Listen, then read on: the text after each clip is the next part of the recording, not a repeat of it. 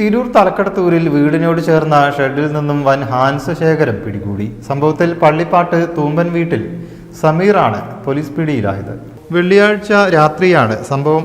തലക്കടത്തൂർ പള്ളിപ്പാട്ട് തൂമ്പൻ സമീറിന്റെ വീടിനോട് ചേർന്നുള്ള ഷെഡിൽ നടത്തിയ പരിശോധനയിൽ 1.5 ലക്ഷത്തോളം രൂപയുടെ ഹാൻസ് ഉൽപ്പന്നങ്ങളാണ് പിടിച്ചെടുത്തത്. ഇയാളെ പോലീസ് അറസ്റ്റ് ചെയ്തു. തിരൂർ CI വിഷ്ണുവിന് ലഭിച്ച രഹസ്യ വിവരത്തിന്റെ അടിസ്ഥാനത്തിലായിരുന്നു നീക്കം.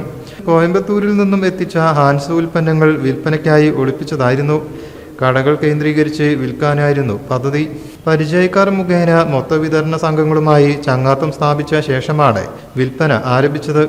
കടകളിൽ പാക്കറ്റിന് 30 മുതൽ 50 രൂപ വരെ ഈടാക്കിയാണ് ഹാൻസ് പാക്കറ്റുകൾ വിറ്റിരുന്നത്. ഇതര സംസ്ഥാന തൊഴിലാളികളാണ് കൂടുതലും ആവശ്യക്കാർ.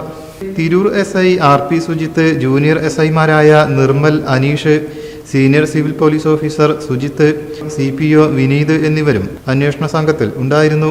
News bureau, Tirur.